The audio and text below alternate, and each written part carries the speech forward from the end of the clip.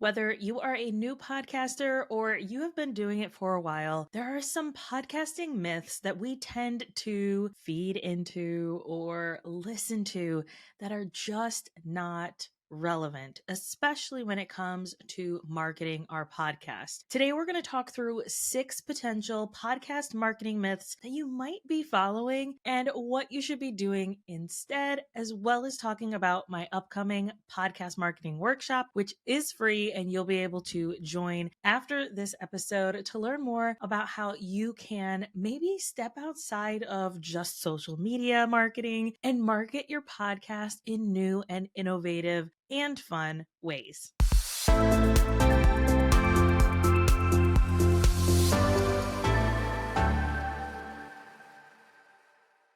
This episode is going to be so good and jam-packed full of myths and maybe what you should be doing instead. But before we get into that, I want to share a story. I am part of a podcast collaborative group. It is female founders, people who are very interested in making sure that your podcast is standing up for things that we believe in. It's very selective group of people, but I love that community because it's all podcasters, and I get to hear maybe what are some of those struggles that people are struggling with their shows. And one of the people in the collective was saying, man, social media is just not doing it. I'm not getting any traction. I'm posting about my show. I'm doing all of these things. What am I supposed to do? And the collective kind of, yeah, me too, was that none of us are getting the type of traction or excitement that we expect or have previously seen or historically seen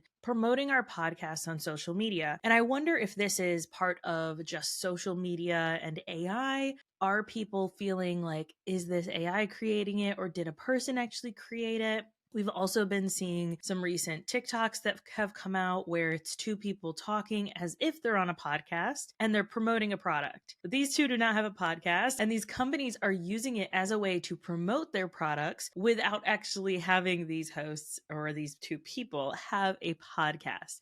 So what is it? What is it about social media that is just maybe disenchanting us a little bit? And if you find yourself disenchanted with social media and that's the only place that you are currently marketing your podcast, this is the episode for you. Let's go ahead and get right in. Myth number 1, posting on social media or cross posting on social media is the only thing that you need to be doing to effectively market your show. When I went to school and I went to college, I got a degree in marketing and business management. I have a dual bachelor's. I wish marketing was as simple as throwing something up on social media and then knowing that, yep, it's going to get discovered. Everyone's going to find it. All of the people who are my potential listeners are going to find this, and it's going to be great.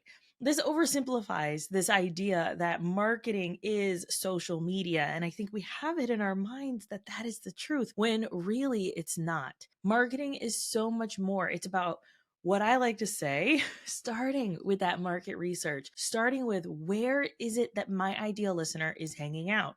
Is it at my local coffee shop? Is it at the soccer field? Is it at conferences or events? Are those the places that I need to be hanging out and talking about my show? Or is throwing it at social media where everyone can look and see it, is that really going to get me the traction that I want? Now, remember, during that workshop, that is going to be on April 30th, and then we will have a replay for those of you who are not able to join us live. You can go to galatimedia.com/workshop to sign up.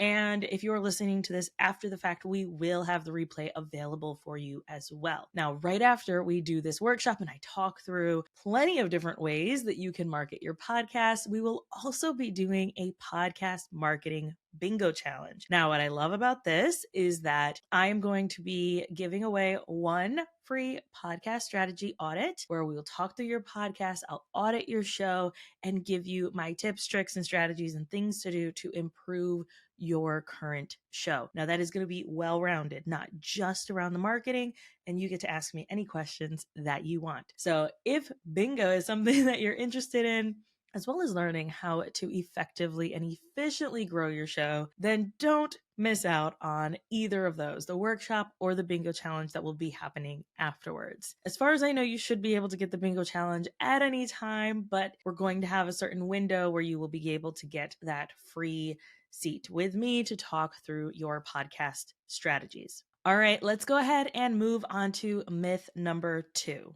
If you don't see immediate results, then you must be doing something wrong. I had this conversation recently with someone where, he was asking questions about podcasting and the industry and where it's going and helping my clients understand, especially when they first sign on with us, what the actual expectation is to see results. Most of our clients will not see results within that first 6 months. Podcasting is a long game. We can see some results, yes, especially if they already have an established audience, they already have, hundreds of thousands of followers. Yes, we can see those results fairly quickly.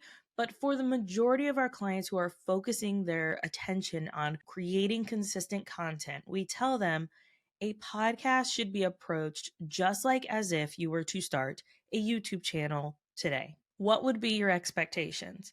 You wouldn't expect to hit 10,000 followers in the first week. You wouldn't expect to even hit 10,000 followers maybe in the first 6 months at all. So why do we put that expectation on another form of content that is a slow game, that is something that people enjoy binging? So once you hit a year, which is where most podcasters will actually start to see results, once you hit that year, you've hit your stride. You know how to create content. You know how to interview people way better than you did, a year before that. And you're able to start seeing those results. You're starting getting DMs from people saying, oh my goodness, that was an incredible episode. So don't give up just because you didn't see results right away. I promise, as you continue to market your podcast in different ways, you begin to use different strategies, you will get to see those results, but do not expect them right away, please.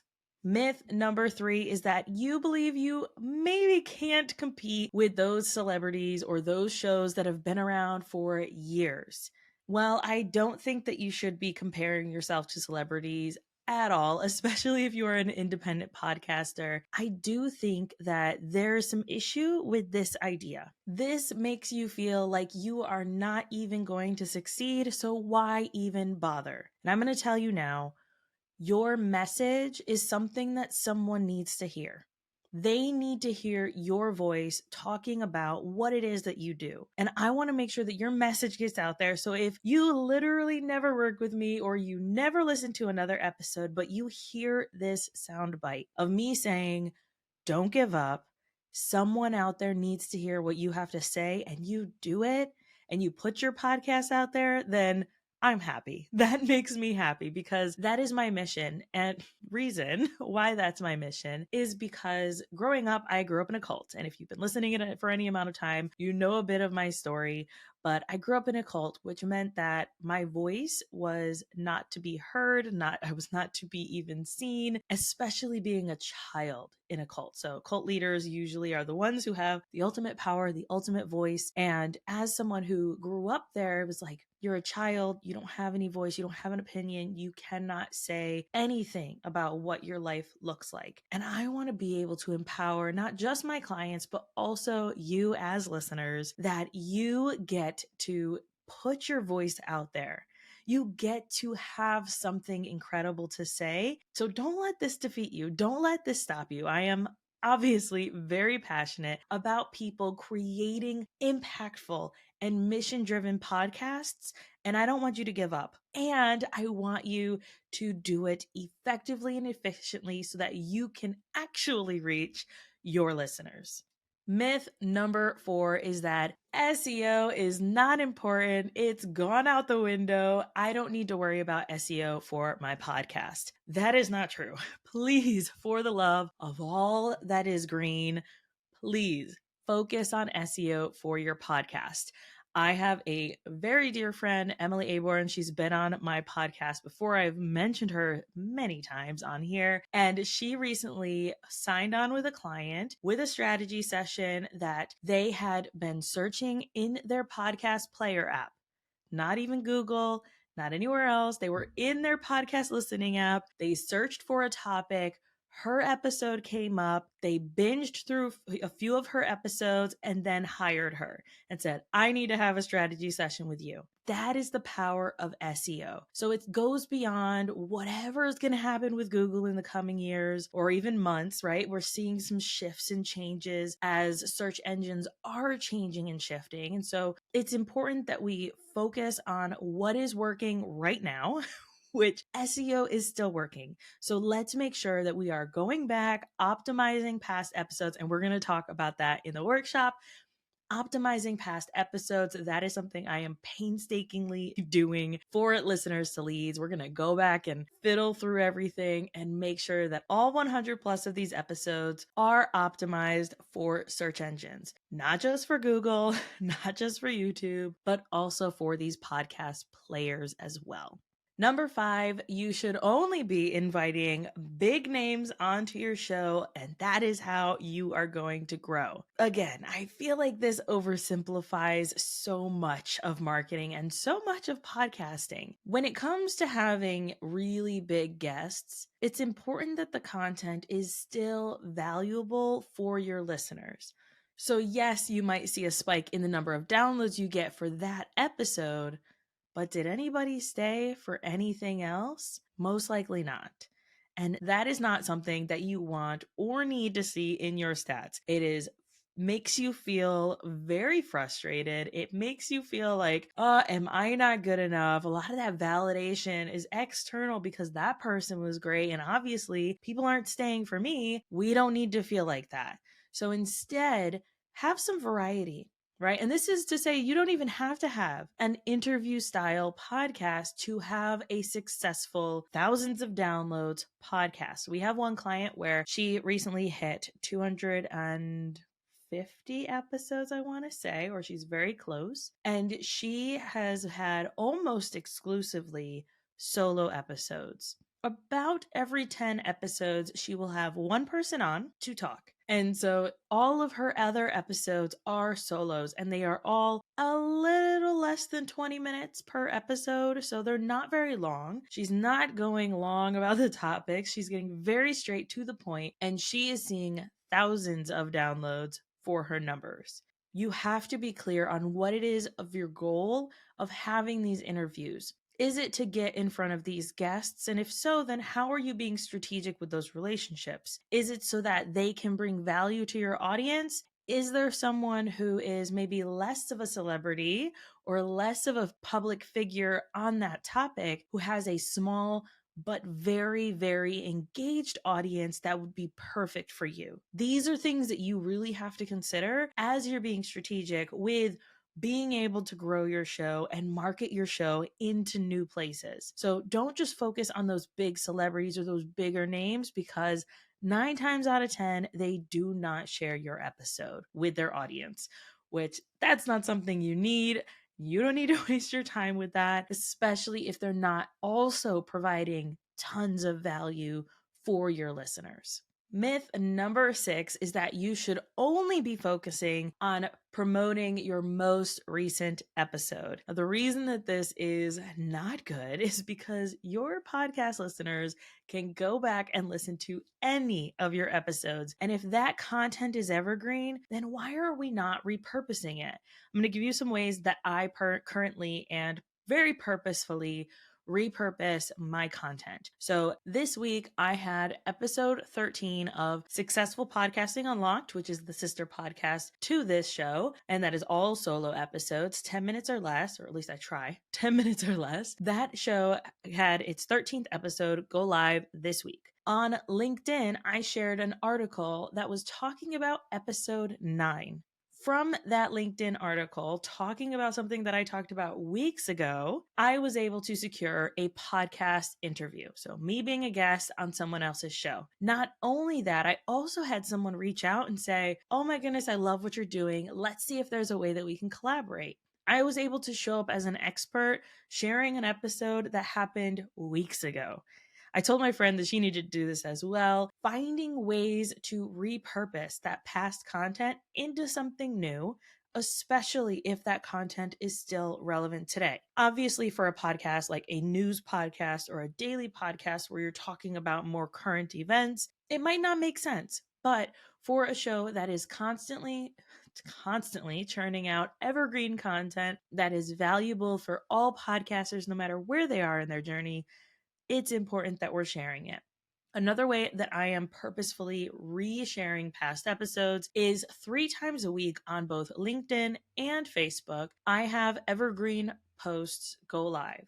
So it will pull from a group or collection of past episodes and it will reshare that episode. That is a way for me to keep my content alive and fresh and top of mind for my followers, because just because they listened 3 months ago, they might still need that content again today. Or if they listened a year ago, they're definitely going to need that content again. So find ways that you can make the most of not just your last episode, but make the most of it. Really stretch it out. We are creating so much content as podcasters that if we're not making the most of it, then it really is not only doing us a disservice, but it's doing our audience a disservice as well, because they are missing out on so much of this incredible content. If any of these myths really made you sit back and think, I feel like I could probably be doing a little better on marketing my show, then please join us for the podcast marketing workshop on April 30th. We will also, like I said, have replays available ongoing for people. No matter when you listen to this episode, you will be able to get that. And be sure to join us for the podcast marketing bingo challenge. I am so jazzed. I know people don't say jazzed anymore, but that's okay. I'm so jazzed for it. I'm excited. Obviously, you can hear it in my voice. I'm excited for this podcast marketing bingo challenge, and I'm excited to see you guys get some results with what you're creating. So, as always, happy podcasting. Come connect with me on social media. Let me know which of these myths was like, oof, I kind of subscribed to that, or I kind of felt like that was true. I need to do better. Let me know, because I would love to hash it out with you, talk through some strategies that we're using, and I would love to have you join us for the workshop and for the challenge. Until next time, happy podcasting.